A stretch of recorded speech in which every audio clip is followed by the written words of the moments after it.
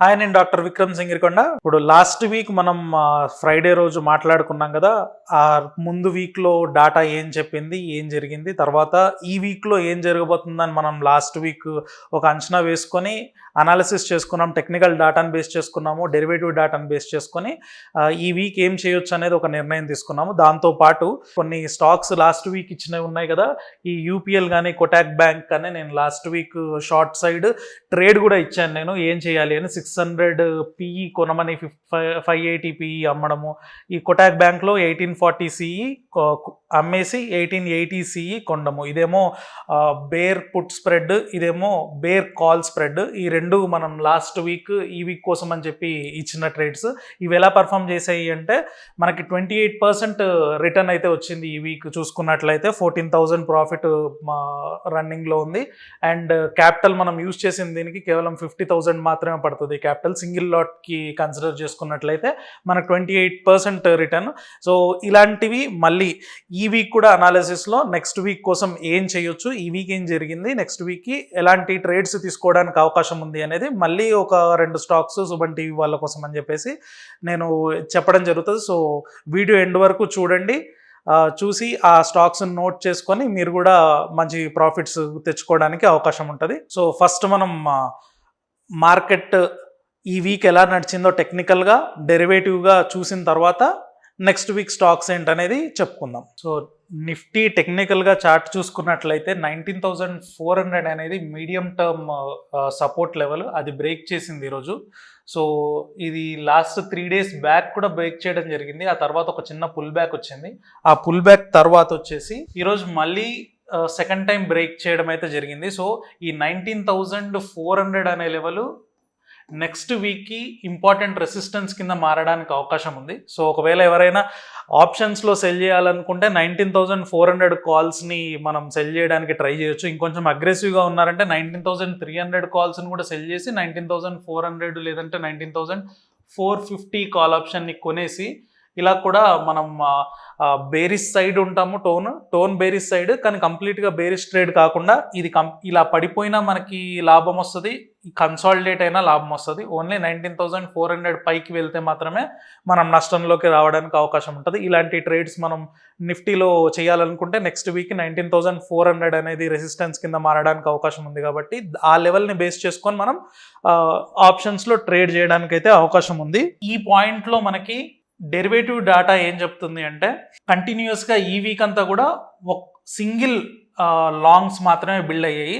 ఆ long build అయిన తర్వాత మళ్ళీ ఏ క్యాండిల్లో అయితే లాంగ్స్ బిల్డ్ అయ్యాయో ఆ తర్వాత 2 క్యాండిల్స్లో అన్వైండింగ్స్ జరిగి ఆ క్యాండిల్ లోకి బ్రీచ్ అయింది. కాబట్టి ఈ క్యాండిల్ ఈ లాంగ్స్ బిల్డ్ అయిన డేని మనం ఇగ్నోర్ చేసేస్తే కంప్లీట్గా వీక్ అంతా కూడా మనం షార్ట్సే బిల్డ్ అయినట్టుగా కన్సిడర్ చేయొచ్చు. సో బేరిష్ బయాస్లోనే ఉందని చెప్పుకోవచ్చు. 19,300 లెవెల్లో కూడా మనం ఇంతకుముందు చెప్పినట్టుగా ట్రెండ్ చూసుకున్నట్లయితే టెక్నికల్గా ఇది ట్రెండ్ కదా, హయ్యర్ లోస్ ఫామ్ అవ్వకుంటూ వెళ్ళాయి కదా పైకి. సో హయ్యర్ లోస్ పైకి ఫామ్ అవుతూ వెళ్ళాయి కాబట్టి ఎప్పుడు ట్రెండ్ మారింది అని చెప్పొచ్చు. రీసెంట్ హయ్యర్ లో ఉంది కదా, దాన్ని బ్రీచ్ చేసి కిందికి వచ్చినప్పుడు మాత్రమే మనం అది ట్రెండ్ డౌన్ సైడ్ మారిందని చెప్పడానికి అవుతుంది. సో అది ఏ లెవెల్ అంటే 18,800 లెవెల్. 18,800 లెవెల్ దాకా వచ్చిన తర్వాత మాత్రమే మనం ఓవరాల్గా బుల్లిష్ ట్రెండ్ నుంచి బేరిష్ ట్రెండ్కి మారింది అని చెప్పడానికి అవుతుంది. కానీ ఇప్పుడు మనం మాట్లాడుకునే ఈ బేరిష్ దేని గురించి అంటే నెక్స్ట్ వీక్ గురించి మాత్రమే. నెక్స్ట్ 4 days 5 days ఏం చెయ్యాలి అనే దాని గురించి మాత్రమే మనం మాట్లాడుకుంటున్నాం. లాంగ్ టర్మ్లో, మీడియం టర్మ్లో అంటే 3 months కానీ 4 months కానీ చూసుకున్నట్లయితే ఈ 18,800 లెవెల్ కనుక బ్రీచ్ అవ్వకముందు బేరిష్ సైడ్గా తీసుకోవాల్సిన అవసరం లేదు. ఓన్లీ నెక్స్ట్ వీక్ కోసం మాత్రమే బేరిష్ చెప్పుకోవచ్చు. ఆ తర్వాత 18,800 లెవెల్కి అప్రోచ్ అవుతున్న టైంలో మళ్ళీ ఫ్యూచర్స్ ఓపెన్ ఇంట్రెస్ట్లు కనుక లాంగ్స్ బిల్డ్ అవుతూ ఈ పాత షార్ట్స్ అన్ని ఎగ్జిట్ అవ్వడం ఏమన్నా గమనిస్తే అప్పుడు మనం మళ్ళీ టోన్ని బుల్లిష్ సైడ్ మార్చుకొని దానికి తగ్గ ట్రేడ్స్ చేసుకోవడానికి అవకాశం ఉంటుంది. దాని తర్వాత PCR levels, ivy levels last week మనం చెప్పుకున్నాం కదా, పీసీఆర్ లెవెల్స్ కూడా పడిపోయాయి అని చెప్పేసి. సో పీసీఆర్ లెవెల్ పడిపోయిన తర్వాత ఇప్పుడు కూడా ఏం పెద్ద మార్పు ఏం లేదు, కంటిన్యూస్గా అయితే పీసీఆర్ లెవెల్ పడిపోతుంది అంటే దాని అర్థం పీసీఆర్ లెవెల్ పడిపోతుంది అంటే దాని అర్థం ఏంటి, లాస్ట్ వీక్ మనం చెప్పుకున్నట్టుగా ఇది పడిపోతుంది అంటే పుట్ రైటర్స్ తగ్గిపోతున్నారని అర్థం. పుట్ రైటర్స్ తగ్గిపోవడం అంటే ఇన్సూరెన్స్ అమ్మే వాళ్ళు తగ్గిపోతున్నారని, మార్కెట్లో బుల్లిష్ సెంటిమెంట్ అనేది తగ్గిపోతుందని దాని అర్థం. సో ఇంకా పీసీఆర్ కూడా మనకి అదే చెప్తుంది, ఈ ప్రైస్ ఏం చెప్తుందో ఓపెన్ ఇంట్రెస్ట్ ఏం చెప్తుందో పీసీఆర్ కూడా అదే చెప్తుంది. టెక్నికల్ ఇండికేటర్స్ చూసుకున్నట్లయితే RSI 50 బిలో బ్రీచ్ అయిపోయింది, ఇది కూడా మనకి బేరిష్ టోన్ కింద తీసుకోవచ్చు. MACD కూడా క్రాస్ ఓవర్ పైన నుంచి కిందకి ఉంది. సో అన్నీ కూడా మనకి ఇప్పుడు బేరిష్ సైడే చెప్తున్నాయి. ఒకే ఒక్క ఇండికేటర్ మనకి హైగా బేరిష్గా టర్న్ అయిపోవాలి అని చెప్పకుండా ఉన్న ఒకే ఒక ఇండికేటర్ ఏంటంటే IV ఒకటి మాత్రమే. IV ND10 దగ్గర ఉంది. IV తత్వం ఎలా ఉంటుందని నేను లాస్ట్ టైం చెప్పా కదా, జనరల్గా ఏంటంటే లోవర్ లెవెల్స్లో లాంగ్ టైం ఉండడానికి అవకాశం ఉంటుంది, ఎంత దూరం ఉంటుంది అనేది చెప్పలేము. కానీ ఒకసారి స్పైక్ వచ్చిన తర్వాత మళ్ళీ వెంటనే కిందికి పడిపోయే తత్వం అయితే దానికి ఉంటుంది. కానీ కింద ఉన్నప్పుడు మాత్రం ఎంత దూరం కిందనే లోవర్ లెవెల్స్లోనే అవుతుంది అనేది చెప్పలేము. సో ఇది కనుక స్పైక్స్ ఇప్పుడు 10 ఉంది కదా, 15+ అలాగా IV అయిందనుకోండి, అప్పుడు మీరు లాంగ్ టర్మ్గా కూడా బేరిష్ సెంటిమెంట్ని తీసుకోవచ్చు. సో అప్పటి వరకు లాంగ్ టర్మ్కి బేరిష్గా ఉండడానికి అంత భయపడక్కర్లేదు, ఎందుకంటే ఇంకా అది IVs 10లోనే ఉన్నాయి కాబట్టి ఈ మూమెంటం అనేది ఇక్కడ టాప్ నుంచి ఇక్కడికి వచ్చిన మూమెంటం అనేది మార్కెట్ ఆల్రెడీ అది ఎస్టిమేట్ వేసుకొని దానికి తగ్గ ప్రీమియమ్స్ కలెక్ట్ చేసుకొని రైటర్స్ ప్రశాంతంగా ఉన్నారని దాని అర్థం.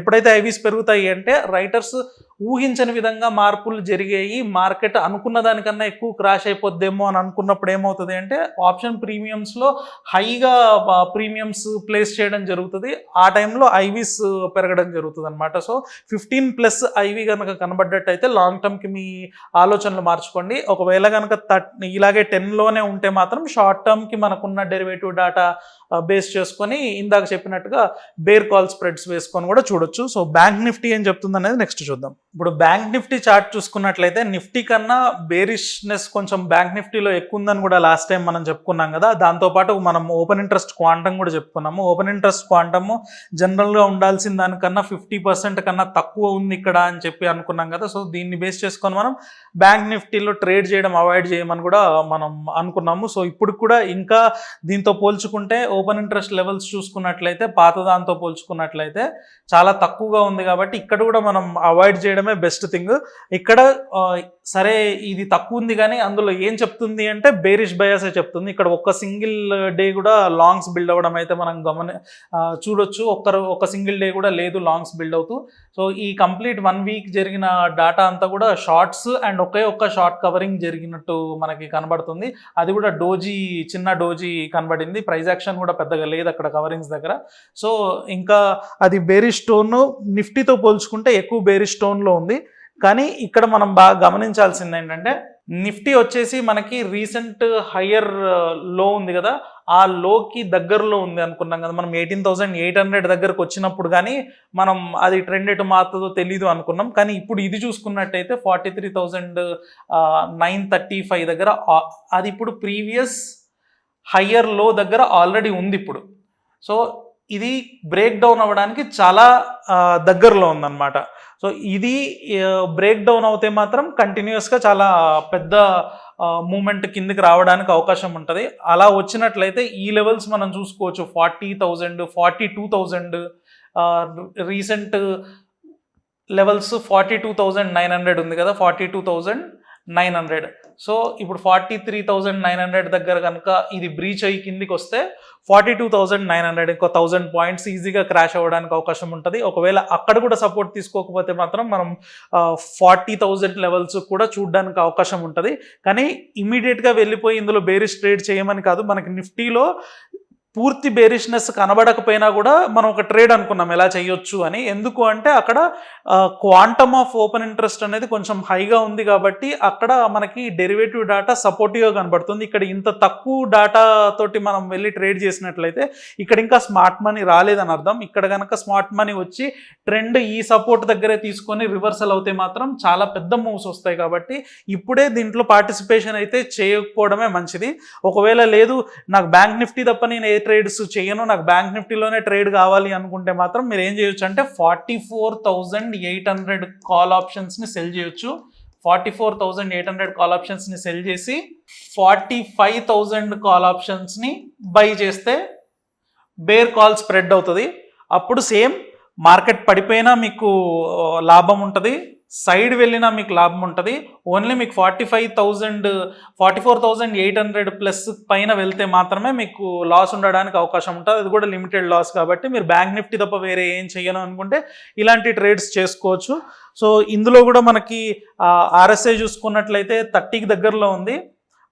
సో ఇది ఓవర్ సోల్డ్ లెవెల్కి దగ్గరలోకి వచ్చినట్టు. మనకి జనరల్గా 70 ఉన్న 30 మనకి బుక్స్ ప్రకారంగా 70-30 over bat over sold levels కింద చెప్పుకుంటాం. కానీ జనరల్గా చూసుకున్నట్లయితే 60 and 40 తీసేసుకోవచ్చు లెవెల్స్. ఆ లెక్కలో చూసినట్లయితే 30 అనేది ఓవర్ సోల్డ్ లెవెల్లోకి ఆల్రెడీ వచ్చేసినట్టు. సో ఈ పాయింట్లో కొంచెం పాజ్ తీసుకొని ఇక్కడ సపోర్ట్స్ బిల్డ్ చేసుకోవడానికి అవకాశం ఉంటుంది. సో ఈ ప్లేస్లో కొంచెం జాగ్రత్తగా ఉండండి బ్యాంక్ నిఫ్టీలో చూసుకున్నట్లయితే.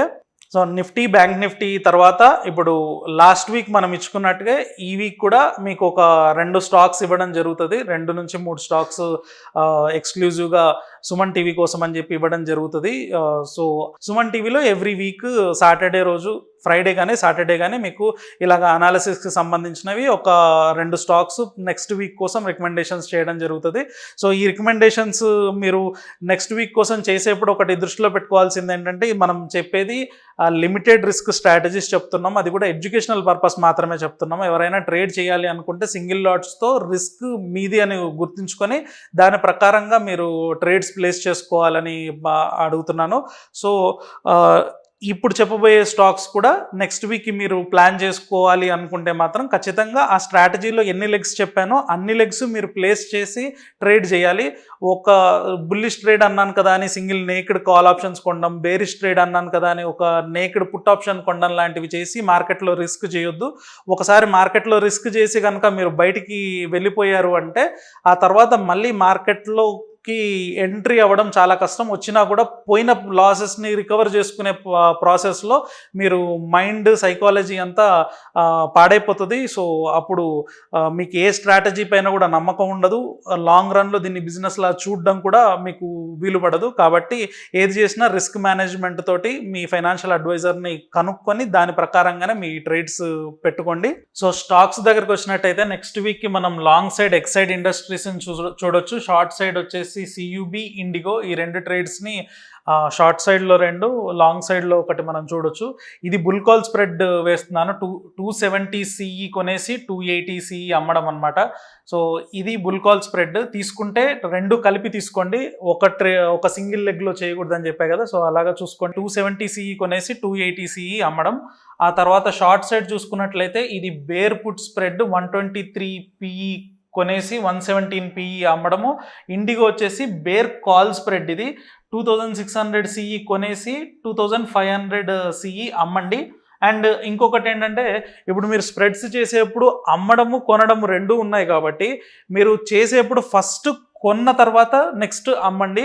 అప్పుడు మీకు మార్జిన్ రిక్వైర్మెంట్ అనేది తక్కువ పడుతుంది. అదే మీరు డైరెక్ట్ వెళ్ళడం అమ్మే లెగ్ని ఫస్ట్ తీసుకున్నారనుకోండి, మీ మార్జిన్ని ఎక్కువ బ్లాక్ చేస్తుంది. బ్రోకర్కి నెక్స్ట్ మీరు హెడ్జ్ చేయబోతున్నారనే విషయం తెలియదు కాబట్టి మిషన్కి.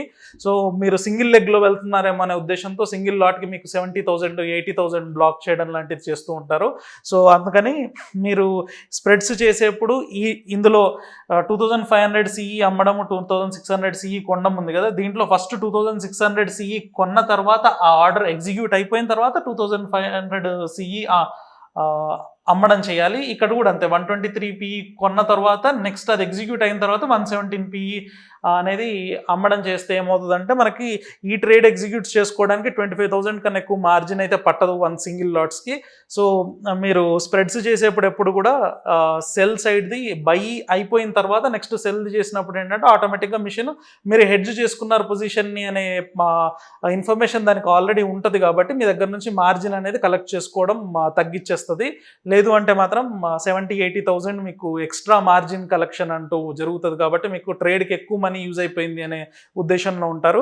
సో ఇది చూసుకొని ఇది స్క్రీన్ షాట్ తీసుకోండి. దీన్ని చేయాలనుకుంటే పేపర్ ట్రేడ్ కానీ మార్కెట్లో చేయాలనుకుంటే ఇలాగా ఒక స్ప్రెడ్స్ వేసుకొని మనీ మేనేజ్మెంట్ తోటి జాగ్రత్తగా చేసుకోండి. సో ఇలాగే మళ్ళీ నెక్స్ట్ వీక్ మనం ఈ వీక్ తీసుకున్న స్టాక్స్ ఎలా పర్ఫామ్ చేశాయి, ఆ తర్వాత వీక్ ఎలా ఉండబోతుంది అనే డెరివేటివ్ డేటా అనాలిసిస్తో మళ్ళీ నెక్స్ట్ వీడియోలో కలుసుకుందాం. Thank you.